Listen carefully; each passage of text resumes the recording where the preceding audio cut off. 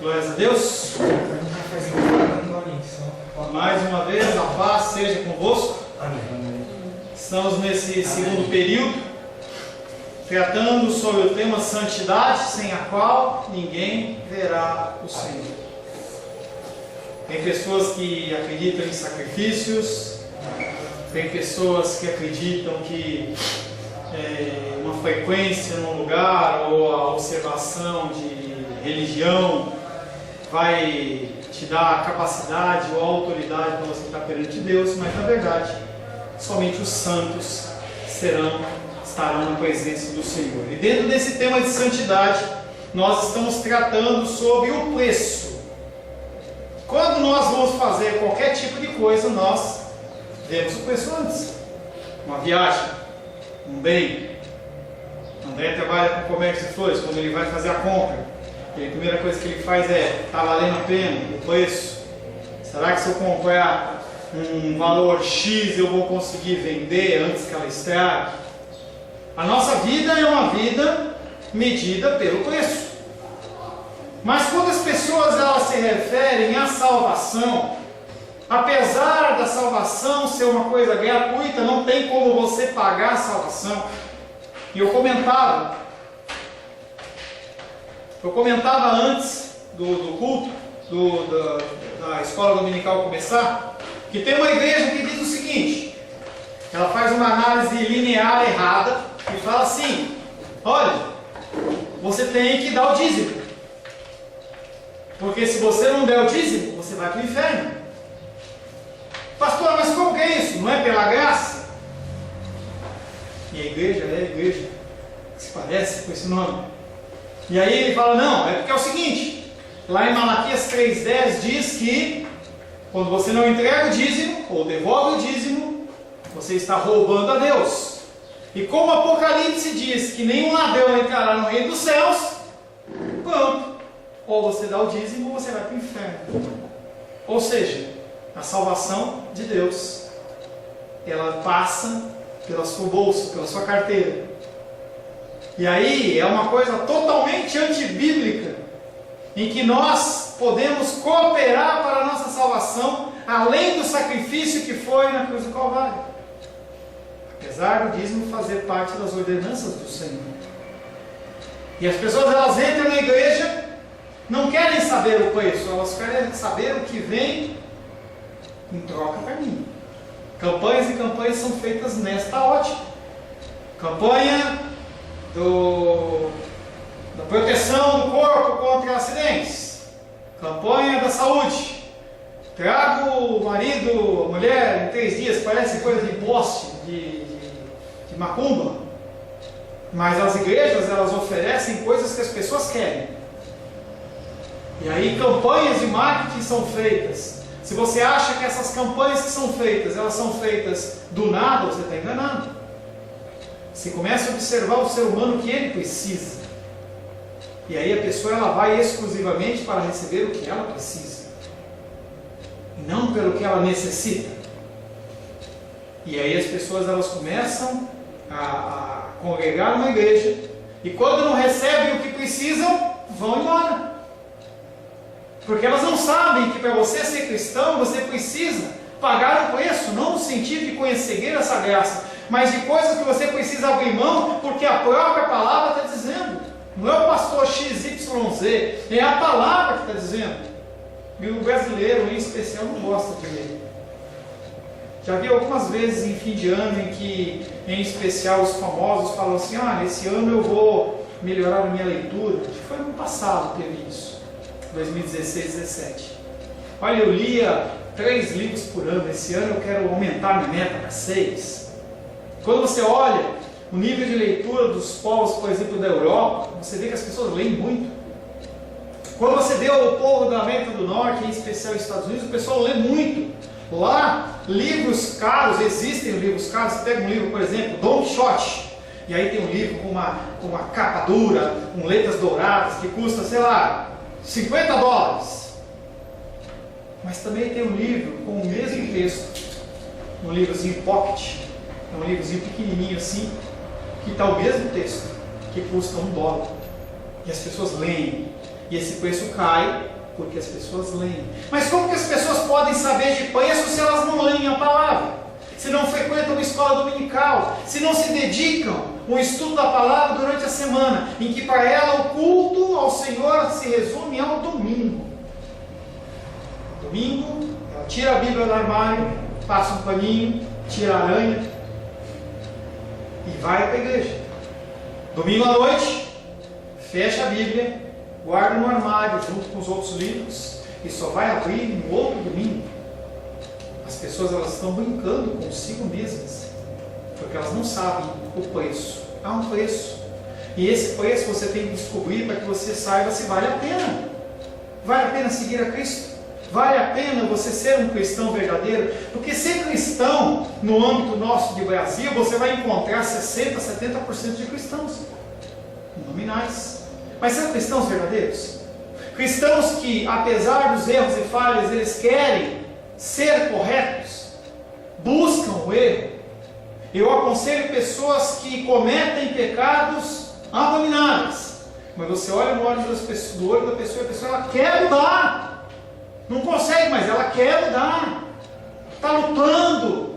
O conceito do cristão não é um conceito que tem uma auréola na cabeça e um manto branco, e sim uma pessoa que precisa de Deus, e precisa dia após dia se submeter a esse Deus.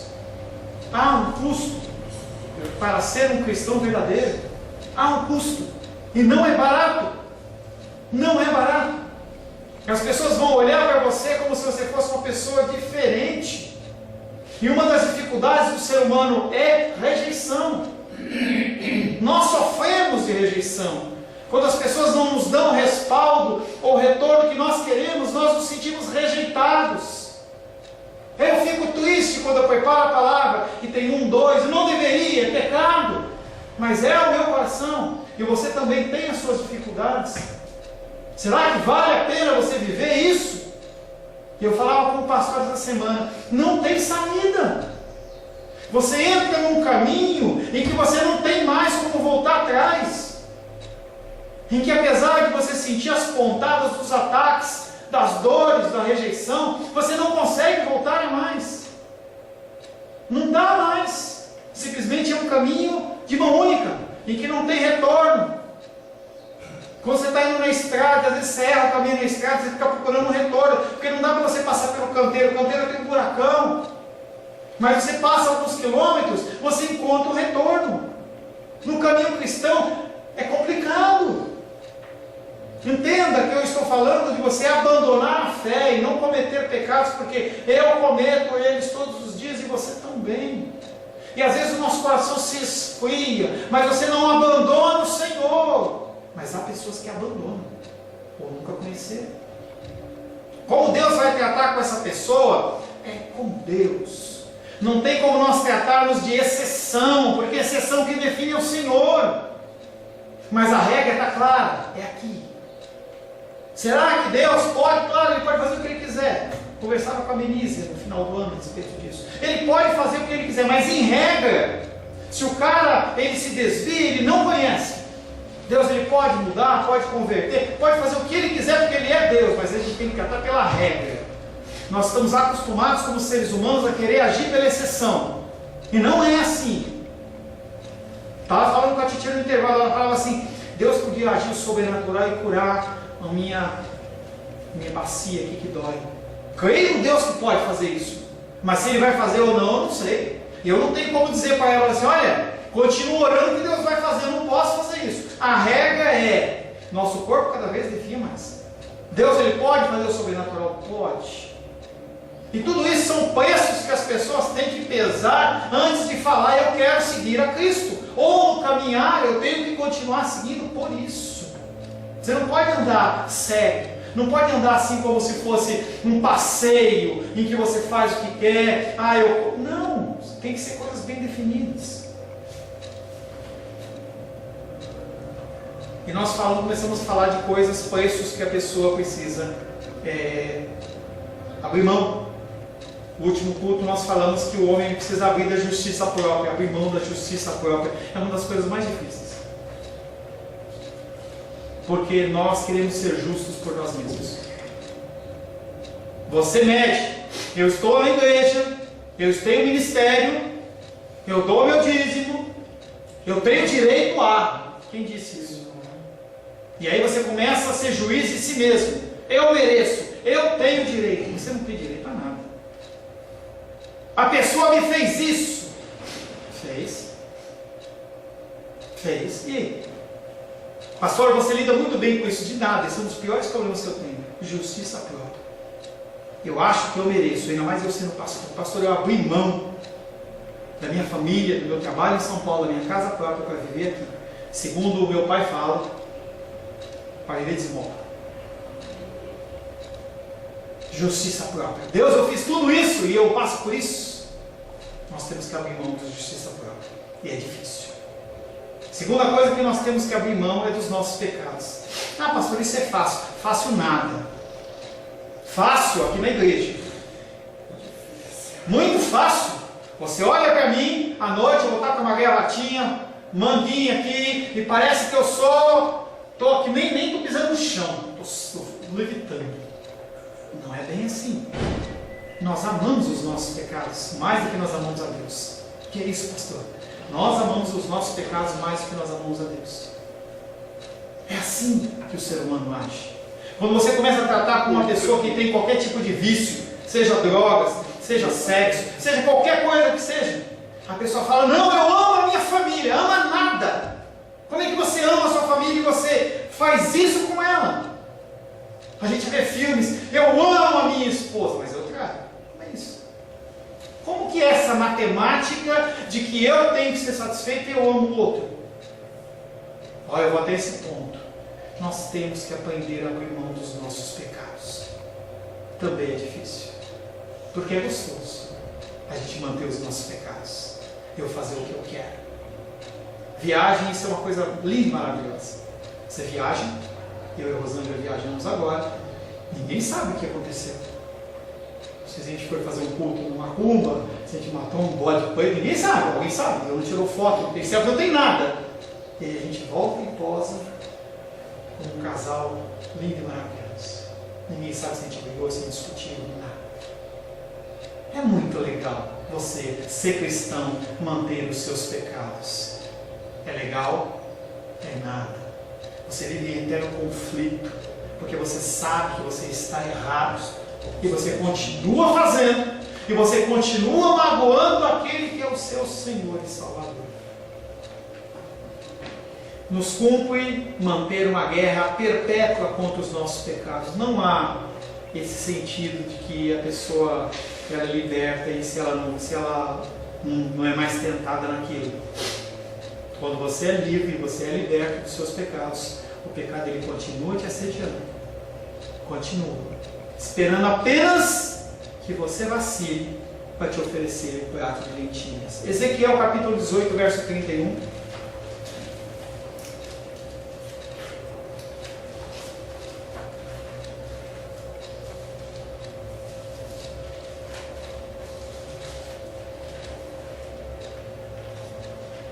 Ezequiel 18, verso 31.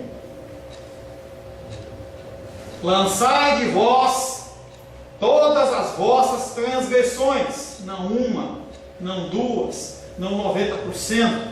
Lançai de vós todas as vossas transgressões, com que transgredistes, e criai em vós um coração novo e espírito novo. Pois por que morreríeis, ó casa de Israel? E aí o Senhor ele fala, cria você um coração quebrantado, um coração novo. Como que eu posso fazer isso? Sozinho, de maneira nenhuma.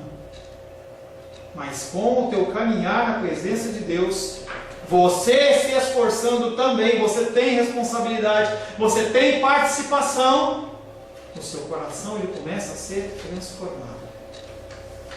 Tem uma linha teológica maluca que fala sobre um termo em inglês, tá? Que fala assim, soaking.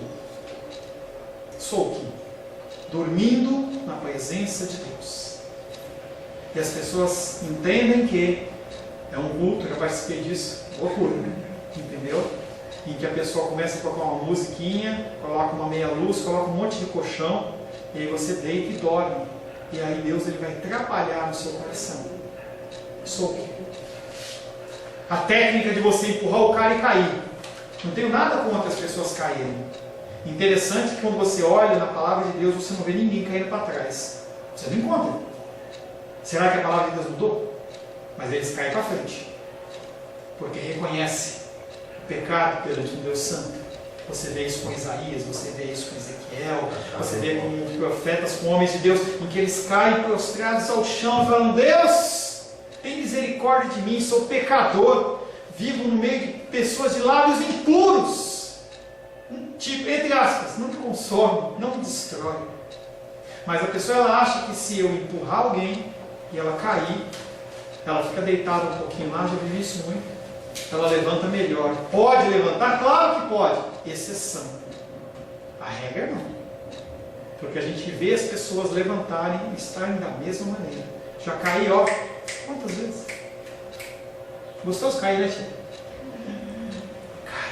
Mas você levanta e você continua mentindo. Você olha e vai fazer uma análise na sua vida. Você fala assim: poxa, eu identifico aqui mentira, pornografia, roubo, fofoca. Tá. Nada disso sumiu. Então, o que você viu aqui? Daniel capítulo 4, verso 27.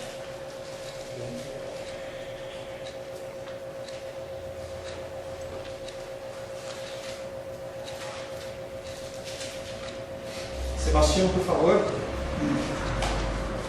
Daniel capítulo 4, verso 27.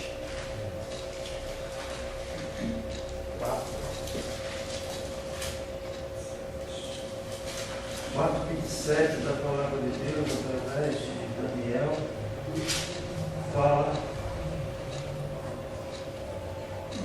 portanto, ó rei, aceita o meu conselho e põe termo pela justiça em teus pecados e em tuas iniquidades, usando de misericórdia para com os pobres, e talvez se prolongue a tua tranquilidade. Quem está falando?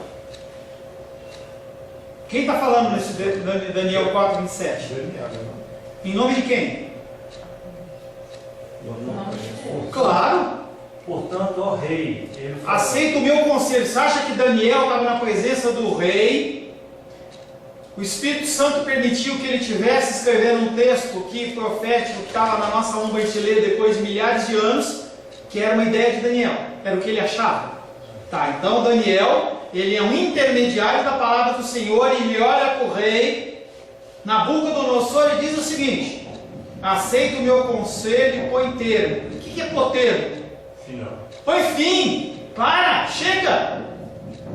Pela justiça, não pela sua força, não pela sua vontade, mas pela justiça.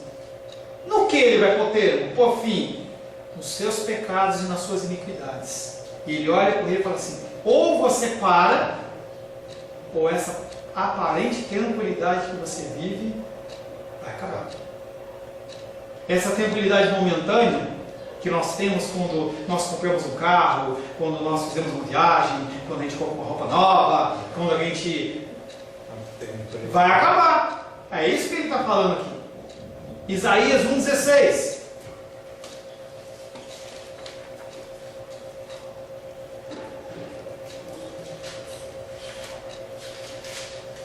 Isaías capítulo 1, verso 16.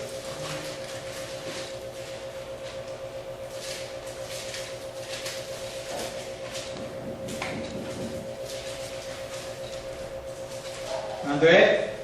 Isaías 1:16, que nos diz assim: lavai-vos, purificai-vos, tirai a maldade dos vossos atos de diante dos meus olhos, e cessai de fazer o mal. Quem está falando aí? Deus. Através de Isaías. Então Isaías está trazendo um conselho, uma ordenança em especial para as tribos de Israel. É o entendimento momentâneo das tribos de Israel. E ele chega para eles e diz: lavai-vos, purificai-vos, tirai a maldade dos vossos atos diante dos meus olhos. Deus está falando, para de fazer isso na minha vista. Não é de fazer escondido, porque eu vejo tudo. Para de fazer isso. E Ele dá uma ordem para eles. Se lava, se purifica, tira a maldade. É a sua parte. Faz a sua parte. Deus está falando. Isso também parece difícil. E é difícil. Geralmente os nossos pecados, eles são tão queridos por nós como se fossem nossos filhos. Ei, pastor, está forçando. Não é, gente. Quando a gente vê pessoas com problema de vício, a pessoa diz que ama o filho, e eu acredito que ele ama o filho, mas ele não consegue se segurar. E vai para as drogas, vai para a bebedeira, vai para a prostituição. Aquilo vai destruir a família, ele sabe. Mas mesmo assim ele continua. Os nossos pecados, eles são tão queridos por nós como os nossos filhos. Nós o amamos. Não amamos não. Lógico que ama. Senão não fazia. Faz assim. Morde seu dedo forte aí até sair sangue. Vai. Ninguém vai fazer isso. Porque sabe que dói. Nós fazemos os nossos pecados porque nós gostamos. Nós somos influenciados pelo mundo, sim. Somos influenciados por Satanás, sim. Mas pior é o desejo da nossa carne, a minha vontade. Ela tem que ser feita. Eu tenho que satisfazer a minha vontade. É assim que milhares de pessoas morrem de câncer do pulmão. O médico fala, se você continuar fumando, você morre. E o cara fala, vou continuar fumando. Por quê? Porque eu tenho que satisfazer o meu desejo. Nós amamos os nossos pecados. Nós abraçamos, nos apegamos a eles. Romper com eles é algo difícil. Tão difícil quanto cortar a mão. Mas às vezes isso não no sentido literal, no sentido simbólico, ele tem que ser feito. Em aconselhamento bíblico a gente chama isso de amputação radical. Você tem uma hora que você está perante um pecado que ou você elimina ele ou você morre. Pessoas que têm problema com o celular, com pornografia, com isso aqui, o cara tem que tirar o contato dele com a internet, porque senão ele vai novamente cair. Jó, capítulo 20.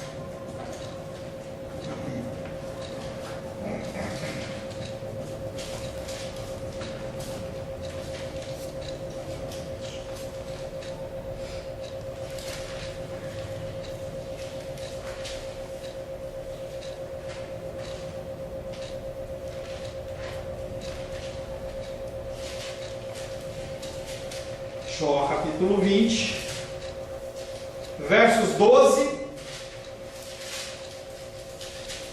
Só um minuto. 13 e 14. Rosângela. Jó 20, versos 12, 13 e 14.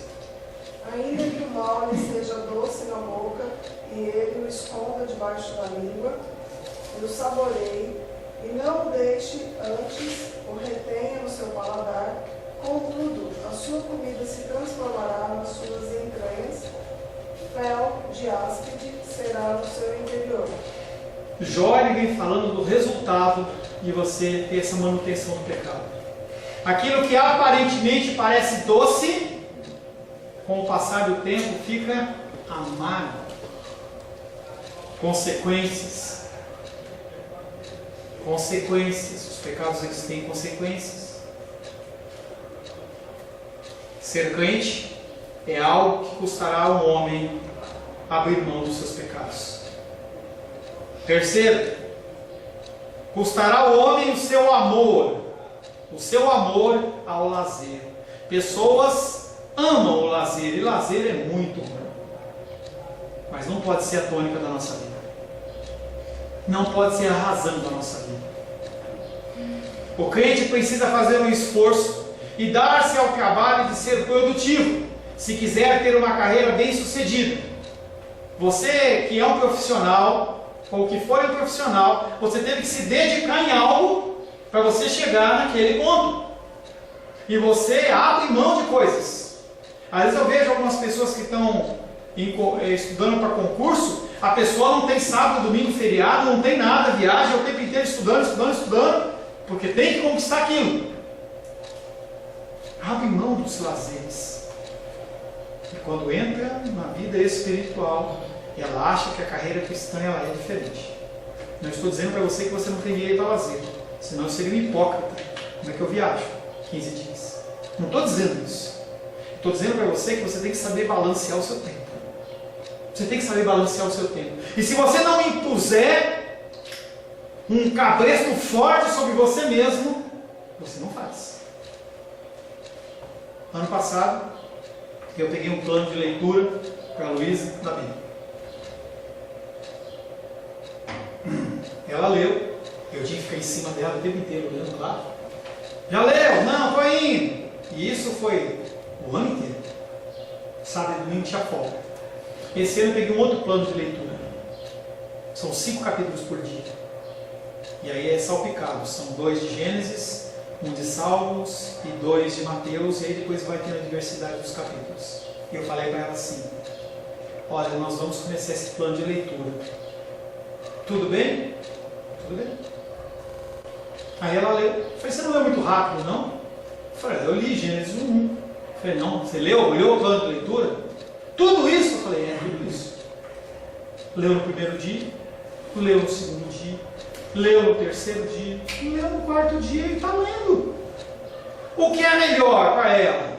Ficar lá vendo o WhatsApp, olhando lá o Cartoon Network, ou ler a palavra? Você pode ter certeza que é mais gostoso ver o Cartoon Network. Mas eu falo para ela: vai ler a palavra. E ela vai ler. Ficou ontem o dia no Titia, chegou por volta das 6 horas da tarde. Falei: já leu? Não. Daqui a pouco eu leio. Falei: não, daqui a pouco não, são quase 8 horas. Passou um tempo, quase 8 horas. Vai ler. Foi lá, voltou. Poxa, tem um capítulo de Mateus aqui, tem 48 versículos, é isso mesmo? Eu falei: isso mesmo. Gente, se não houver uma imposição, a gente não faz. Eu tinha uma leitura forte. Fui minguando. Quando foi novembro para dezembro, eu falei assim: não, vou mudar isso. E eu falei: vou ler um capítulo por dia. Ele estava lendo 3 aqui em casa, peguei outros 3 novos e levei para a praia. Comecei a ler. Voltei com os 3 e comecei a ler 6. É muito. Se você for ver o tempo, você vai gastar 1 hora. Olha lá. Lógico que o meu tempo é diferente do seu tempo, mas a gente precisa definir. E aí eu já acabei 1. Agora só tem 5. Mas eu já estou futucando um 6º. Cada um tem que adequar a sua vida, mas você tem que impor: olha, eu vou separar esse tempo para fazer isso. Se você não fizer isso, você vai ver televisão, você vai passear, e tudo isso é muito gostoso. E aí ontem à noite eu falei para a Luísa: amanhã você não tem dominical porque você está de férias. Não esqueça de ler os 5 capítulos da Bíblia que você tem que ler. Ela olhou para mim e falou assim: e você vai ler quando? Eu falei: não sei, mas eu vou ler. Então tá bom, vou ler. O crente precisa fazer um esforço, dar-se o trabalho de ser produtivo se quiser ter uma carreira bem sucedida, inclusive em direção ao céu. Terá de vigiar todos os dias, montando guarda como um soldado que está em território inimigo. Nós estamos em território inimigo. Nós vivemos em meio a lutas, dificuldades, e tudo coopera para que nós caiamos. As situações, as pessoas. Teremos de cuidar da nossa conduta a cada hora do dia, em toda e qualquer companhia, em todo e qualquer lugar, seja público, seja privado, entre estranhos ou entre familiares. Terá de tomar cuidado com o seu tempo, terá que tomar cuidado com a sua língua, seu temperamento, seus pensamentos, sua imaginação, seus motivos e a sua conduta em cada relação da vida. Não é algo que você vive dentro da igreja apenas. Ser cristão aqui é fácil. Paz do Senhor, a paz. E aí, irmão, como você está? Na bênção, glória a Deus. E lá fora, vai comprar o frango, o cara passa na sua frente. Como que a gente acha? É difícil.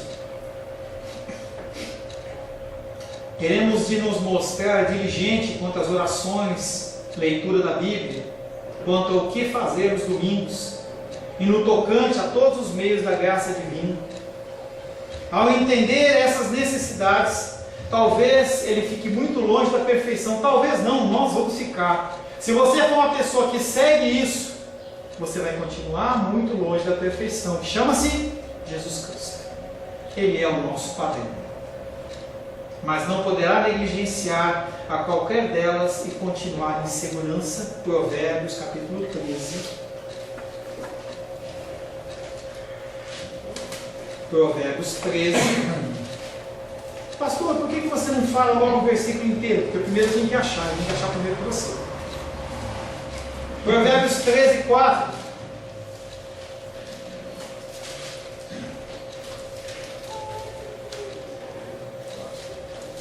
O preguiçoso deseja e nada tem, mas a alma do diligente se farta. Ele está falando de dinheiro, ele está falando de casa, de bens, também. Mas será que o propósito de haver esse provérbio, em especial esse versículo, é físico ou é espiritual? Entenda que os assuntos tratados na Bíblia são espirituais, mesmo que pareçam carnais. Se não fizer nada, eu quero passar num concurso. Se você não estudar, você não vai passar. Regra. Deus pode fazer você passar porque tem um propósito? Claro. Ele faz o que ele quiser. Regra, você não passa. Você não passa. O preguiçoso deseja e nada tem, mas a alma dos diligentes, daqueles que são perseverantes, eles se fartam. É muito legal você ligar, ler um salmo, um momento de tristeza e ler um salmo. Salmo 21, na tua força, Senhor, o rei se alegra. E como exulta com a tua salvação, você fala assim, eu tomo posse, eu tomo posse. Vai passar o que o salmista Davi passou para estar falando isso. E isso você não quer, você só quer a bênção. Não funciona assim, querido. Final de ano, as academias, por quê? Os homens e as mulheres querem ter um corpo sarado. E aí a pessoa está o ano inteiro lá se dedicando, de manhã, faz uma alimentação saudável. E aí o cara, quando chega novembro, já marca suas férias, agora eu vou fazer uma academia. E eu faço academia de manhã, de tarde, de noite, segunda, quarta, sexta e tal, todas as horas, 4 horas por dia. E ele acha que o resultado dele vai ser o mesmo do cara que perseverou o ano inteiro. Aí quando chega janeiro, cansei. Não quero mais. Não estou mais com vontade.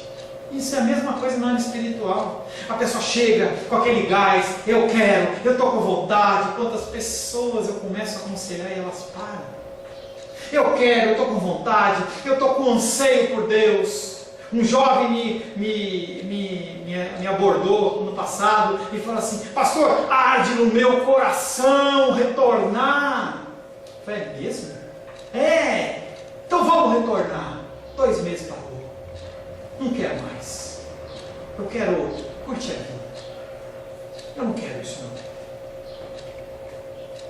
Terá de se mostrar diligente quanto às suas orações, sua leitura da Bíblia, quanto ao que fizer nos dias da semana. Ao atender essas necessidades, talvez ele fique muito longe da perfeição, mas não poderá negligenciar a qualquer uma delas e continuar em segurança. Isso também pode parecer difícil. Poucas pessoas, poucas coisas nos desgostam tanto, naturalmente, quanto nos sentimos perturbados a respeito da religião. Uma das coisas que mais tiram a nossa paz é quando Deus fala conosco que nós estamos errados. Não é o pastor, não é o missionário. É quando uma palavra sai da boca de qualquer ser humano, ou das escrituras, ou através de um louvor, e Deus fala com a gente, nos incomoda. Você tem certeza que você está errado. Não há como você discutir. É como Jó, quando ele estava na presença de Deus, que ele estava lá, e aí Deus fala, ele simplesmente fica quieto. Cruza o bracinho, abaixa a cabeça, mete a cara no meio das pernas e fica quietinho ali ouvindo Deus. Porque não tem como você discutir com Deus. Quando a verdade ela bate no teu coração através do Espírito Santo, não tem como você continuar. Não tem como você continuar fazendo aquilo. Até que isso ocorra, você ainda continua errando. secretamente nós desejamos a possibilidade de termos um cristianismo, de que alguém possa ser bom em nosso lugar, que faça tudo por nós. Como é legal isso! Olha, você pode viver a vida como você quiser, tá? Você pode ter suas farras, muitos homens, muitas mulheres, não precisa fazer nada, não tem nenhum compromisso, mas eu vou orar por você. Quando você entra no Facebook, eu faço parte de vários grupos que eu posto os versículos lá, as mensagens. Eu posto mensagem, tem 2 curtidas, um devocional. Aí o cara coloca assim: campanha da meia-noite, coloque o seu nome para que eu possa orar por você. 50, 100, 150, 200 curtidas, comentário, compartilhamento. Você olha e fala assim: porque a pessoa quer que alguém faça por ela. Já falei para vocês, igreja lá em São Paulo, terça-feira é o dia do jejum. Cultos 5, 6, 7, 8, 9, 10, 11, 12, 1, 3, 4, 5, 6, 7, 8, 9, 10 da noite. Você vem, e eu quero dizer para você que você não precisa jejuar. Ué, não quero um pouquinho no culto do jejum. E eu não preciso jejuar. Não, eu vou jejuar por você. Que coisa boa! Opa! Então não preciso fazer nada. Tá ótimo, isso é legal. Eu quero isso mesmo. As pessoas, elas desejam um cristianismo em que alguém faça tudo por elas. Isso não existe.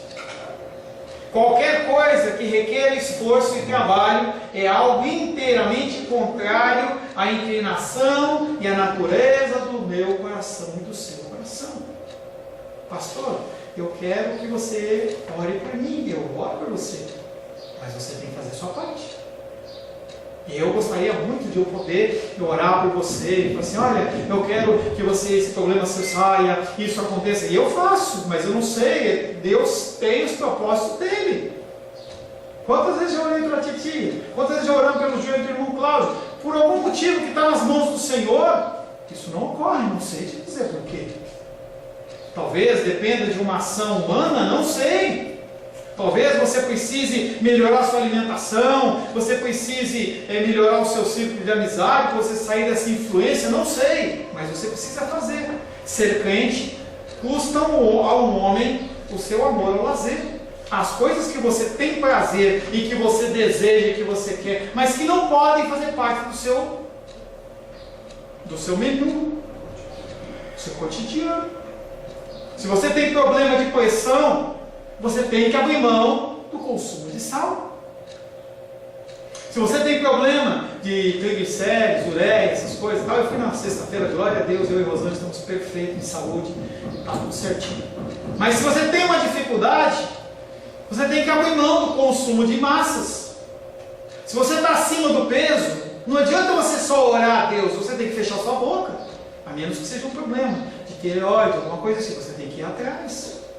Se você tem problema com tabagismo, você não pode comprar cigarro. Não tem problema de câncer do pulmão. Como é que é o nome da doença do pulmão? Não é câncer do pulmão, outro é efizema pulmonar. Você tem que abandonar o cigarro, mas é gostoso, não sei. Quem fuma diz que é gostoso. Tá? Se você tem problema com álcool, você tem que abandonar, senão o teu fígado, teu fígado vai para o vinagre. Não tem conversa.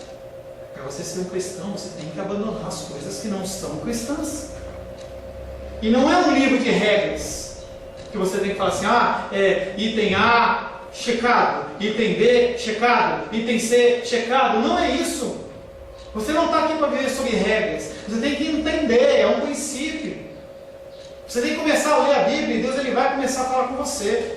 E é um princípio que Isaías fala, que Jeremias também fala, que Daniel também fala, que Moisés falou, que Paulo falou e João falou e Pedro também fala, Tiago também diz. Esses conceitos eles estão na palavra de Deus e se você não seguir, você está perdido, você está perdendo tempo. Porque esse cristianismo nominal que os brasileiros falam, 70% dos cristãos do brasileiro são cristãos, esse cristianismo não leva a nada. Um cristianismo em que no final do ano você vê aquelas igrejas mega lotadas, com show de luz e tudo mais, e você vê que as pessoas não mudam e continuam a mesma coisa. E é difícil. Gostaria que tivéssemos 100 membros, 500 membros, 1000 membros. Não posso fazer nada. que eu tenho que fazer. É o que sempre Deus fala comigo. Continua fazendo o que eu estou mandando você fazer, ponto. É engraçado que quando a gente está em casa, nossos filhos, e a gente é pequeno, e a mãe da gente fala assim, vai lavar a louça, a gente reclama. E a gente não pede, posso lavar também a roupa? Posso lavar a calçada? A gente só lava o que é mandado. Mas quando é na área espiritual, o Senhor ele fala, faça isso, e a gente não quer só isso, a gente quer mais, mas a gente não consegue lidar. E às vezes isso passa a ser um lazer para você, e não é um lazer. É uma obrigação, é algo de vida ou morte. Algo que a gente vê nos filmes de treinamento lá do Vietnã, dos Estados Unidos. Se o cara não fizer um bom treinamento, ele morre na guerra. E essa guerra não é uma guerra que você pode simplesmente falar paz e amor, eu não quero participar. Não, você está nela. Quer queira ou quer você não queira. E nós como pais, nós como tios, nós como avós, nós temos essa obrigação de mostrar o caminho, mas a pessoa não quer, não está com vontade. Nós vivemos no Brasil, eu estava ouvindo um áudio, ouvi parcial ontem, que a Rosana está ouvindo. Nós vivemos num tempo em que uma criança de 4 anos, ela pode decidir se ela quer ser menino ou menina, sem ter condição nenhuma. E nós vamos deixar os nossos filhos, nossas filhas, nossos netos, nossos sobrinhos fazerem isso e entrar nesse caminho? Ou nós vamos ter a consciência de que há algo mais sério a ser definido? Falava com a Rosângela ontem. Glendinha está indo viajar na semana que vem. E aí eu não vou deixar ela em escola dominical o tempo todo. E ela falou, não, vai bater. Eu falei, mas se não batesse, ela ia vir assistir. Mas eu quero ficar dormindo. Vai vir, dá um jeito. Gente, o nosso investimento dentro do mercado financeiro, ele tem retorno. Imagina no espiritual. Haverá um momento em que o Senhor ele vai voltar, e aí não adianta inventar nenhum tipo de desculpa. Ah, eu achei que era certo. E nós vamos mandar as pessoas que nos são caras para o inferno pelas nossas atitudes, sempre considerando a soberania de Deus. Há um preço. Há um preço. Tem que ser pago. Semana que vem nós vamos falar sobre o último, que é também um dos mais difíceis, que é que o crente, para ser um verdadeiro cristão, ele tem que abrir mão da aprovação do mundo. Como é difícil a gente abrir mão da aprovação do mundo. Como é difícil. Como é difícil eu passar 4, quase 5 anos com vocês aqui, a gente olhar para a nossa igreja, a gente continuar de 20 a 30 pessoas. E as pessoas olham e falam, está assim ainda? A Naldinha comenta comigo que as pessoas vão olhar e falam assim, você ainda vai naquela igreja só com aquilo? Vai na minha que tem mais gente. E ela responde, ela falou para mim, achei legal. Se eu não for, é uma menos na oração, uma menos no culto. Mas e o mundo? Você está errado. Você tem que fazer algo, tem que fazer uma campanha, tem que fazer algo diferente. Gente, isso pode ser para qualquer área da minha vida ou da sua vida. E nós vamos tratar na semana que vem sobre a aprovação do mundo. Amém?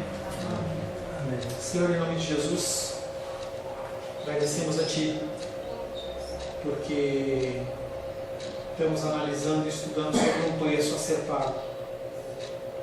Não um preço para conseguir algo, mas um preço para que, como consequência da nossa salvação.